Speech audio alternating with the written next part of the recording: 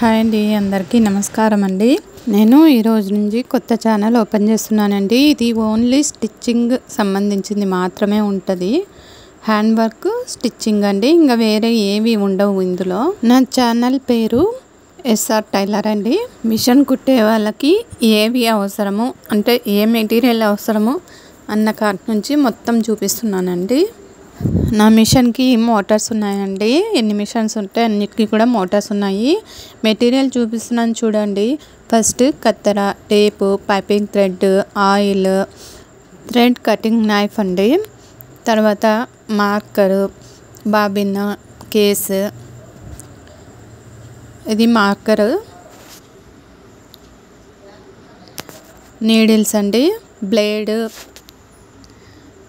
గుండు సూదులు, ఇది గమ్ అండి ఫ్యాబ్రిక్ది, ఇది పిన్ కుషన్ అండి. మొత్తం సూదులు అన్నీ అందులోనే పెడతాను. థ్రెడ్స్ అండి, మొత్తం ఆల్ కలర్స్ పెట్టాను. ఇది మిషన్కి ఆయిల్ వేసేది చూపిస్తున్నాను చూడండి. ఇక్కడ వచ్చేసి మనం ఆయిల్ డైరెక్ట్ వేస్తే కిందికి పడిపోతుంది.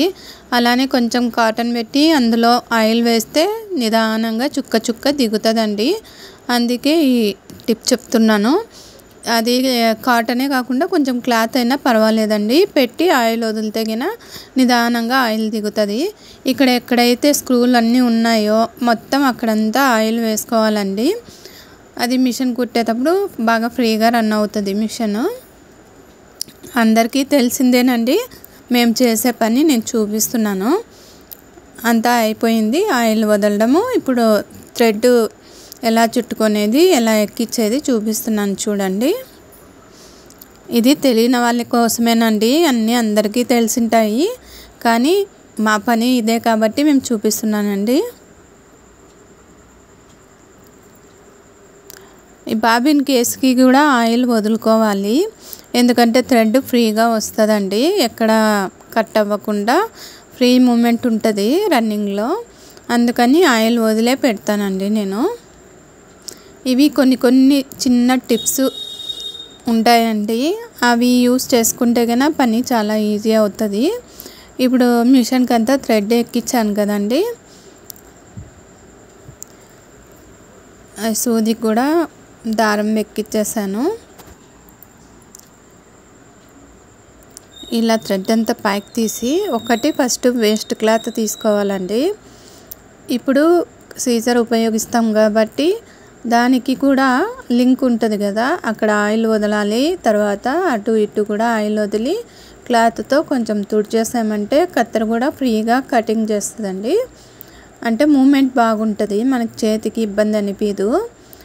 ఇప్పుడు వేస్ట్ క్లాత్ తీసుకొని ఆయిల్ వదిలింటాం కదా, దాని మీద థ్రెడ్ పెట్టి ఒక 2-3 కుట్లు వేసామంటే ఆయిల్ అనేది దానికి అంటుకొనేస్తుంది. ఇక వేరే మనం కొత్త క్లాత్ వేస్తే దానికి ఏమీ అంటుకోదండి. ఆయిల్ వదిలినప్పుడు అంతా ఇలా చేసుకుంటే మంచిదండి. క్లాత్ కంటూ వేరే క్లాత్కి ఆయిల్ అంటుకోకుండా ఉంటుంది. ఇది వేస్టేజ్ కాబట్టి వెళ్ళిపోతుంది పక్కనకి. కత్తెర కూడా చాలా ఫ్రీగా వస్తుందండి కట్ చేయడానికి కానీ దేనికి కానీ. నేనైతే ఇలానే చేస్తానండి, అందుకు నేను ఎలా అయితే వర్క్ చేస్తానో అదే చూపిస్తున్నాను. ఇది ఉక్సులు వేస్తున్నాను చూడండి.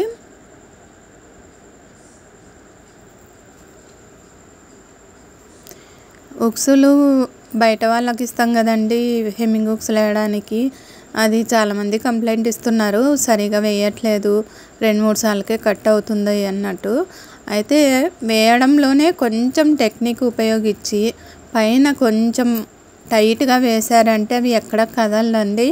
కానీ వర్కర్స్ అలా వేయరు కదా, అందుకు మన పని మనం చేసుకుంటే బెటర్ అన్నట్టుగా చేస్తున్నాను.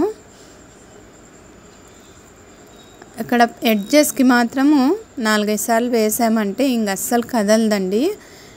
ఇది ముడి కూడా ఇష్టానుసారం వేసి థ్రెడ్ పైకి వచ్చేటట్లా కట్ చేస్తుంటారు. అలా కాకుండా క్లాత్ లోపల నుంచి తీసుకొని కింద సెంటర్లో ముడి వేసి దారం కట్ చేస్తే అది పోదండి, నీట్గా ఉంటుంది ఫినిషింగ్ కూడా. చూడండి,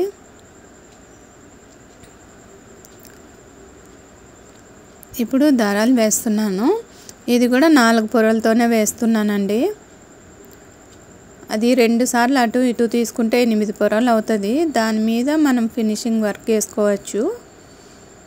అది మందంగా ఉంటుందండి. అయితే నేను చాలా మటుకు ఇలా వేయను, ఎవరికి క్లాత్కే పెట్టేస్తానండి. వీడియో కోసమని ఇది వేసి చూపిస్తున్నాను. క్లాత్కే మందం మీద వేసి నైస్ కుట్టు పెట్టి వేసేస్తానండి. అది అసలు బ్లౌజ్ చినిగే వరకు కూడా కుట్టుకుపోదు, అలా వేసిస్తాను. ఏదన్నా కానీ కొంచెం ఓపికతో పని చేసిస్తే నీట్గా ఉంటుంది కదండి. ఇష్టానుసారం చేయకుండా క్లాత్ని బట్టి స్టిచ్చింగ్ చేసుకోవాలి కదా. అందుకే నేనైతే ఓపికతోనే చేసిస్తానండి వర్క్. అంతా ఫినిషింగ్ అయిపోయిందండి. కింద ముడి వేసి అది కట్ చేస్తున్నాను. థ్రెడ్ అనేది ఒక 2 సార్లు ముడి వేస్తే అది కూడా టైట్గా ఉంటుందండి. అయిపోయింది ఉక్స్ కాజా వేయడము. ఇప్పుడు బ్లౌజ్ కటింగ్ చూపిస్తున్నాను చూడండి. ఇది మొత్తం 40 ఇంచెస్ బ్లౌజ్ అండి. అంటే 20 ఇంచెస్ మీద కట్ చేయాలి కాబట్టి చూపిస్తున్నాను. హ్యాండ్స్ వచ్చి 6 ఇంచెస్ ఉందండి. ఇది మామూలు బ్లౌజ్ లైనింగ్ది కాదు కాబట్టి 6.5 తీసుకుంటున్నాను. హ్యాండ్స్ పొడవు ఇప్పుడు 20 ఇంచెస్ కదండి. 20కి మార్కర్ వేసి దానిపైన 2 ఇంచెస్ ఎక్స్ట్రా క్లాత్ వదులుకుంటున్నాను. షోల్డర్ దగ్గర వచ్చేసి 5.5 చాలండి. ఇది చంకకు వచ్చేసి 5.5 చాలండి. వెనకాల నెక్ 5 ఇంచెస్ ఉంది. ఒక 1/2 ఇంచ్ ఎక్కువ తీసుకొని 5.5 కట్ చేస్తే చాలండి. ఎందుకంటే కుట్లల్లో కావాలి కదా, అది పోను 5 ఇంచెసే వస్తుంది మనకి. ఇదైతే డీప్ ఎక్కువే ఉంటుందండి నెక్. 5.5లో 2.5 నెక్, మిగతాది షోల్డర్ అండి.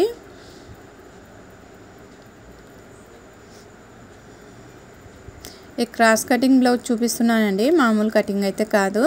బ్యాక్ పార్ట్ మొత్తం తీసుకున్నా కదా, అక్కడ ఫినిషింగ్ ఎక్కడికి వస్తుందో అక్కడ కచ్చా మార్క్ ఇచ్చేసేయాలండి. ఇంకా మళ్ళీ బ్లౌజ్తో పని ఉండదు.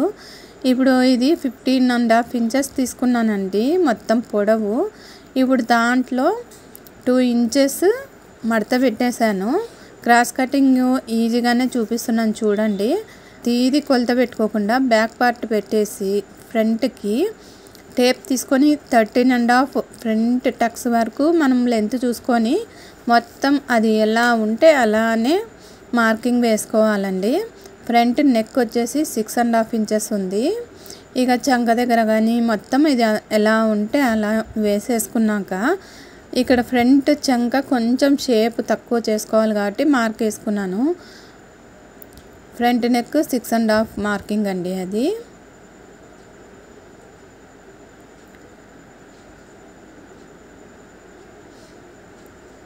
క్రాస్ కటింగ్ అయితే చాలా పర్ఫెక్ట్గా ఉంటుందండి. ఇలా కట్ చేసుకుంటే క్లాత్ అయితే చాలా క్రాస్గా తీస్తాను నేను క్రాస్ కటింగ్కి. చూడండి ఎక్కడ ఎక్స్ట్రా లేకుండా బ్యాక్ పార్ట్తోనే ఫ్రంట్ పార్ట్ కూడా రెడీ అయిపోతుందండి. ఇక్కడ టక్స్ల దగ్గర వచ్చేసి 4.5 వదులుకోవాలండి. స్టార్టింగ్ నుంచి టక్స్ వరకు 4.5 పెట్టి కచ్చా మార్క్ వేయాలి. సెంటర్ పాయింట్ పెట్టుకోవాలి కదా మనము టక్స్. ఇప్పుడు చేతికి వచ్చేసి 7.5 లూజ్ ఉందండి, 6.5 పొడవు ఉంది. చంక లూజ్ కాడ వచ్చేసి 3 ఇంచులు తక్కువ పెట్టి కట్ చేసుకోవాలండి.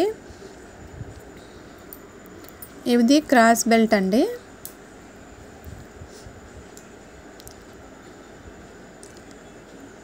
పైపింగ్ కోసమని క్లాత్ కట్ చేశాను. క్రాస్ బెల్ట్ దగ్గర ఎక్స్ట్రా క్లాత్ ఉంది కాబట్టి అది క్రాస్ తీయాలి కాబట్టి తీసానండి. ఇది క్రాస్ బెల్ట్కి.